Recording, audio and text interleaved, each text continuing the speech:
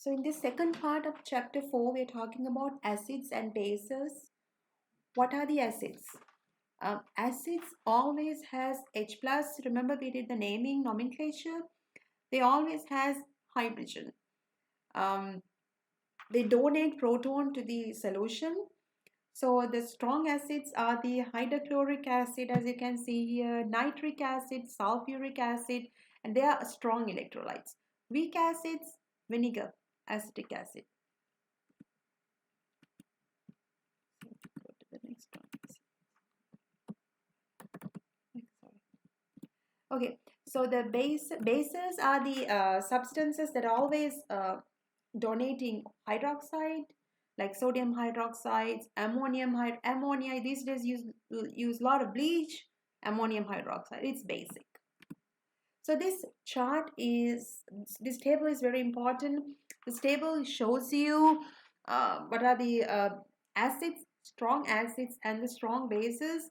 If you ask me a question, how do you know the acid is a strong acid or a weak acid? Everything he listed here is strong acid. All the acids listed here, strong acids. Everything else will be a weak acid. So here I'm listing hydrochloric acid, HCl, hydrobromic acid, HBr, hydroiodic acid, HI, very strong acids, chloric acid, perchloric acid, nitric, sulfuric acid. These acids are the strong acids. If you think about acetic acid, which is you can find in the vinegar, it is a weak acid. And then you go to the phosphoric acid, carbonic acid, all those are weak acids. So I think I answer your question. How do you know the strong acid? If it is listed here, it's a strong acid. If not, it's a weak acid. Similarly, strong bases, hydroxides, metal has hydroxide. If it is made from group 1 or group 2, they are strong bases. But if it's ammonium hydroxide, it's weak. So that's how you know it's a strong acid, strong or a weak. So, and then because we learn about acids and bases, when acid and base react, what happens? Neutralization occurs. Here I'm showing you neutralization reaction. Always the reaction between acid and base result salt and water. So this shows you here the molecular equation, which is acid and a base, water, liquid, sodium chloride, and then this is the complete ionic equation. You see complete ionic equation. I show the water in the red color, liquid form, you don't dissociate water. Remember I told you if it is a solid liquid gas, you don't dissociate, only you dissociate if it is an aqueous form. So you can dissociate everything else other than water. And you see this is the complete ionic equation. And then you look at the ions in the both sides of the equation. We call them as spectator ions.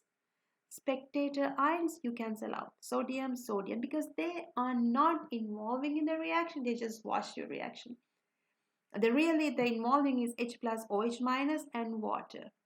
In the exam, if I ask, giving hydrochloric acid, sodium hydroxide, if you identify there was an acid and bases, always acid and base net ionic equation would be this. Any case for acid and base, always net ionic equation H plus, OH minus, because it take H plus from the acid, OH from the base, form water. So that is the one type of reaction, neutralization reaction with acid and bases. And now I'm going to another type of reaction, which is neutralization reaction forming gases. Calcium carbonate is lime soda, it's basic. Sodium bicarbonate is baking soda. So here it's basic. So base and acid. You give calcium carbonate, carbon dioxide, and water. When you make the net ionic equation, make sure you don't dissociate water, carbon dioxide, and water. So this is another neutralization reaction, gas forming. Some other examples. And then application of neutralization reaction, we did the lab. Remember, we identify which one is the best antacid. So this comes here. Okay, that is the end of acid base and neutralization reaction. I'm moving to next very important type of reaction, which is oxidation and reduction. We call it redox reactions. Before we move on to redox reaction, you need to know what is oxidation, what is reduction. That's what I'm showing here. Oxidation is loss of electrons. Reduction is gaining of electron. Combining it, we call redox reaction. So you can see here calcium and oxygen. There's a reaction calcium, oxygen, calcium oxide formation. So which one losing electron here? Always metals losing electrons. Remember, always they form cation by losing electrons. So we always with the metals undergo oxidation. Non-metals gaining electron. That's what they form anions. So here, if you look at it here, I can tell calcium undergo oxidation. Oxygen undergo reduction because it's so always oxidation is loss of electron. Metals always undergo oxidation. Non-metals always undergo reduction. Okay, and now before another important thing, it is the oxidation number. Oxidation number is very similar to the charge of the ion. It's kind of a bookkeeping system, so you know which species undergo. In order to identify which species undergo oxidation and reduction, we use these oxidation numbers. Always we say if oxidation number increases, again, oxidation number increases, we call that is oxidation. Oxidation number decrease, we call that's undergo reduction. So there are rules always, there's always rules for assigning oxidation numbers to species. First one, atoms in the elemental form, oxidation number is 0. That means if calcium by itself, oxidation number is 0. Cl, and also there's another rule, if the binding alike species like Cl2, O2, N2, oxidation number again 0. And then that is all neutral elements. What if it is an ion? If it is a monoatomic ion, example Na+, oxidation number always equal to the charge of the ion. Non-metals usually have negative oxidation numbers. Usually, the charge of the oxygen, usually -2, so oxidation number also -2, except peroxide. Hydrogen is all usually +1, -1 when it bonded to metal. Always halogens, -1. Another important thing, the sum of oxidation numbers in a neutral compound is 0. What is a neutral compound? Sodium chloride. Sodium oxidation number -1 in the compound itself. Okay, I'm not talking about sodium by itself. Sodium chloride, NaCl, Na +1, chloride -1, sum is 0. Sum of oxidation number of polyatomic ion is the charge SO4 2-, like that. Okay. So what is the oxidation number of nitrogen in aluminum nitride? This is aluminum nitride. What is it? It's a compound, right? Aluminum nitride, oxidation number of a compound equal to 0. So I know charge of aluminum can lose 3 electrons. So aluminum oxidation number is +3. In order to neutralize, this should be -3. What is the oxidation number of nitrogen in nitric acid?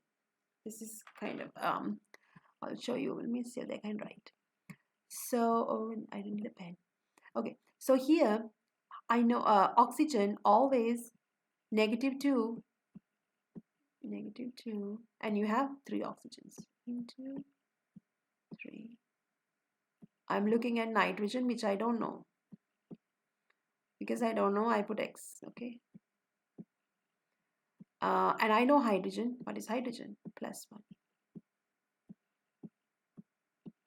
and sum is equal to 0 because it's a compound. Okay, I solve this simple equation which is negative. I don't have to solve, I know, but I just want to explain you.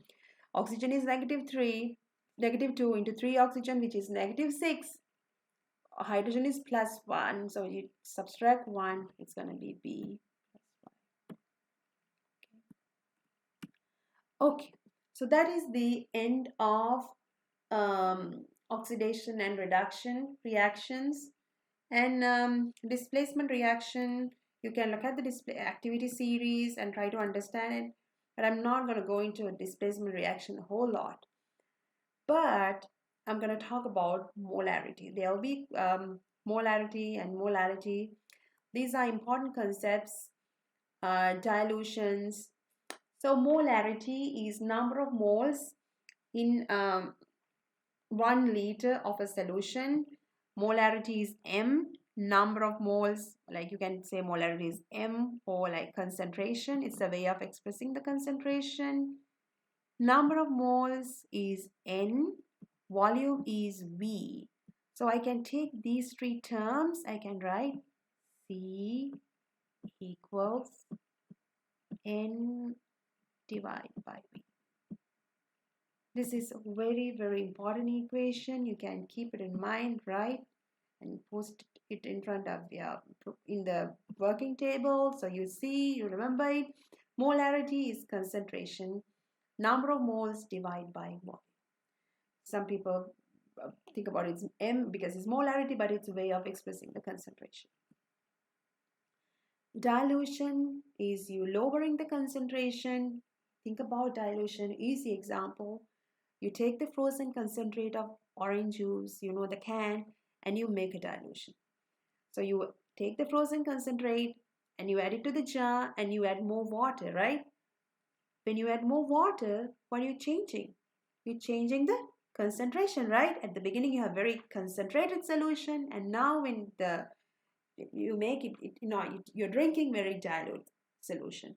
At the same time, in the concentrated one, you have low volume, but when you dilute it, you have bigger volume. But amount of juice content is constant. Amount of juice is number of moles. Any dilution, number of moles is constant. Because of that, you can write if you compare two solutions, always any dilution, number of moles will remain constant. MCVC, molarity of the concentrated solution into volume of concentrated solution equal molarity of dilute solution and volume of dilute solution. So that is we call M1V1 equals M2V2 as. So that is the concentration, and then I'll explain you how to do it. If you dissolve this much enough water, what is the molarity? Molarity M is number of moles divided by volume, right? So how to find the number of moles? I know only mass. How to do it?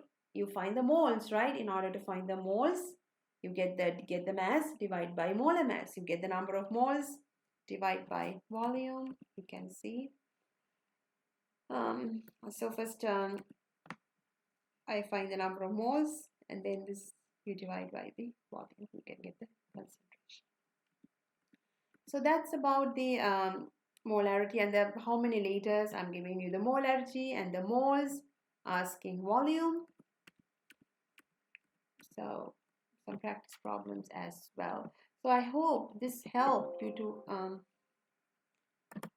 understand all these this chapter, and then do the homework as well. Thank you very much.